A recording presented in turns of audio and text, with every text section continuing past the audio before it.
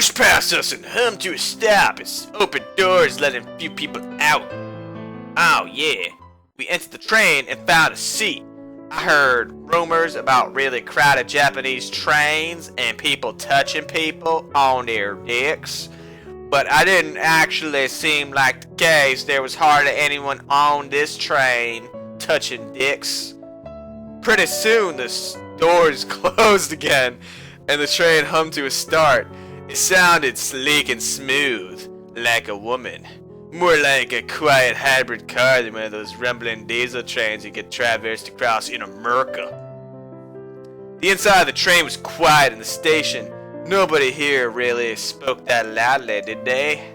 As the train made its way, I looked out the window. We had now left the town and had entered a patch of farmland. It was weird seeing rice paddies right next to the city, but in a small country like this, there wasn't a lot of space to agriculture. You know, agriculture, couch.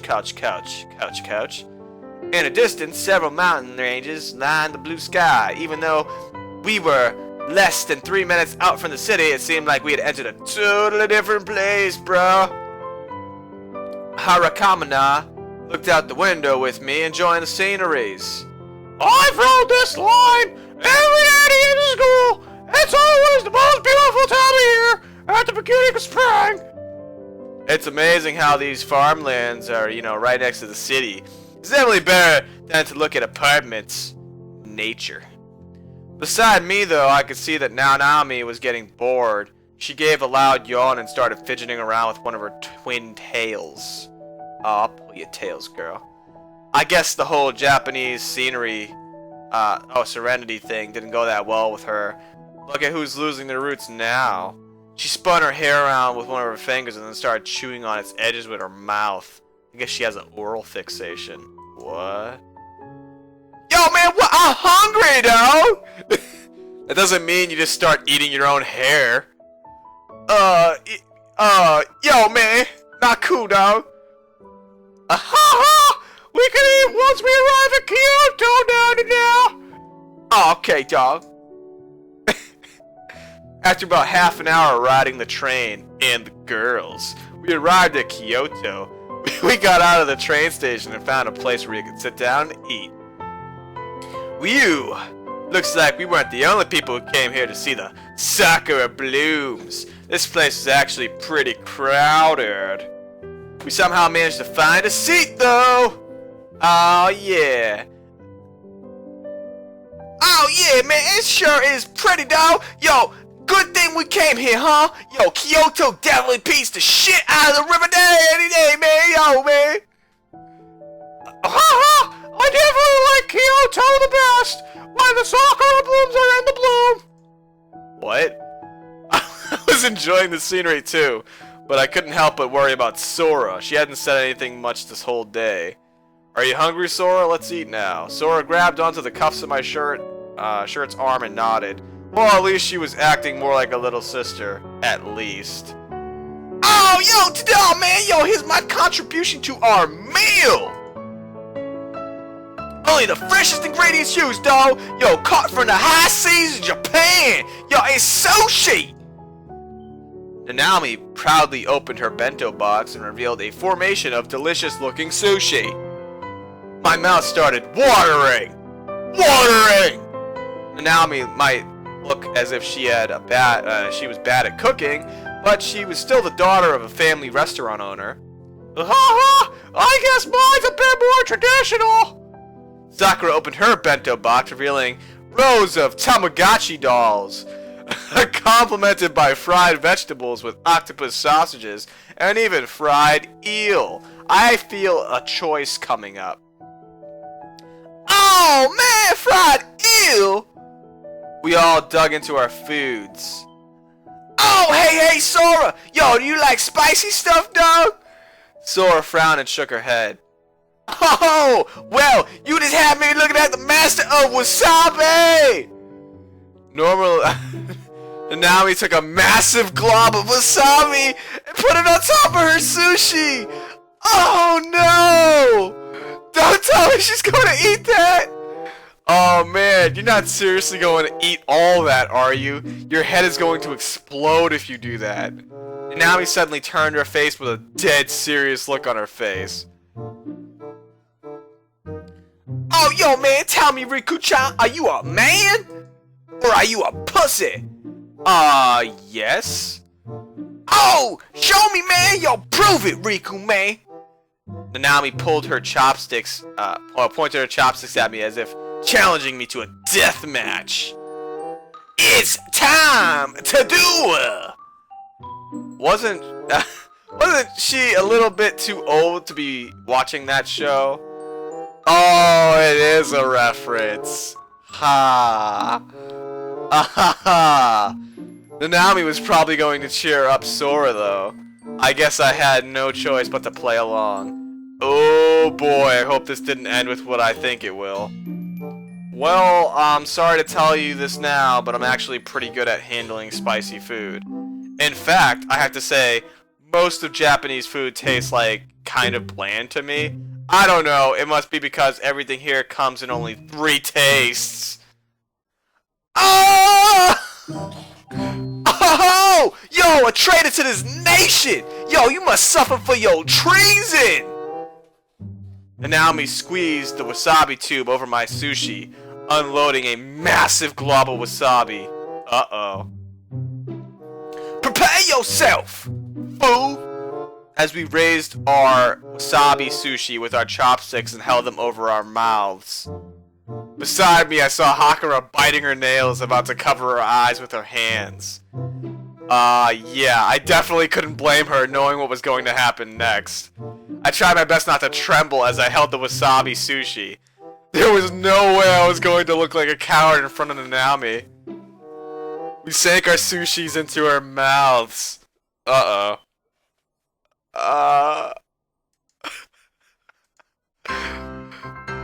Oh, shit! We both simultaneously leapt from our seats and lunged for the water bottle. This was a do-or-die situation. I gave Naomi a shove and grabbed onto the bottle as I chugged it down. Naomi countered and snatched the bottle away as it was still in my mouth. Yo, Mondo! I grabbed for anything to whack Naomi with. The first thing that came to hand was a package of melon pan. What? Melon pan? Oh well, I guess I'll have to do. I swatted Naomi on the head with the package again and again, as if I was trying to flatten a bug that was crawling across her hair. Oh shit, man, yo! Naomi shouted each time I whacked her, spewing water from her mouth. My head was splitting in half and my nose was bleeding needles. I didn't know whether to snatch the bottle away or just roll on the ground in pain. Oh! Sabajaja! Just eat the melon pan! The obvious solution is always the one that's overlooked. I tore open the package only to drop the melon pan on the ground. It hit the ground with a stupid plop and cracked. Oh, and got caked with sand. No! In despair, I grabbed onto my head and started banging it against the table. Pain, despair, suffering. All of a sudden, I felt something. I felt someone whack something against my head. Wah, stupid Riku. Sora looked angrily at me and offered me a cup of miso soup. Relief at last. I gulped down the entire cup and collapsed on the table. Dot dot dot dot dot dot dot dot dot. Oi. Whew,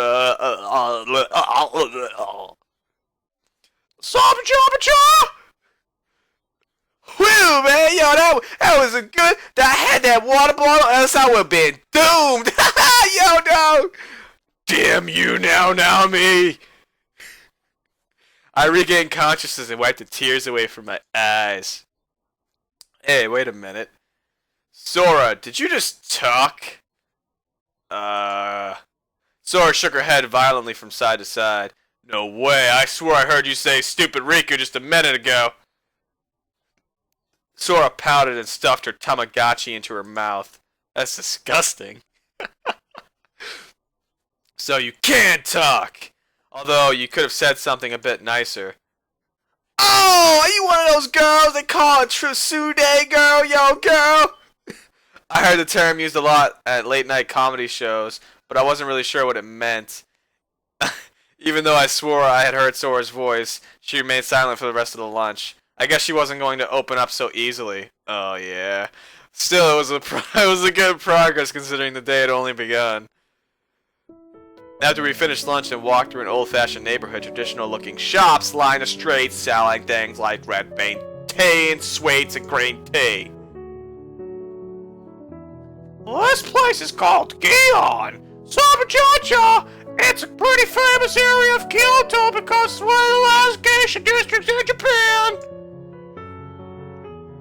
Oh! Yo, that reminds me, this is the place where they filmed that one geisha movie with the hookers, dog. Oh! I think I've seen that one! I wasn't particularly a big moviegoer, so I didn't know what movie Nanami was referring to. Just a little distance away, I could see a woman in a kimono with a white powder on her face. Or maybe that's not powder. Could she really be a real-life geisha? Girl. She looked like she took out a cell phone and took a photograph of herself posing in front of a statue. I guess not. We took a walk through the quaint neighborhood. Yeah! I was amazed to see signs over some of the stores proudly proclaiming in business since 1435. I guess that was part of Kyoto, you know, it was really old. After a bit of a walk, we arrived at a hill. We're almost there! Just a hill is a Kokosama chapter!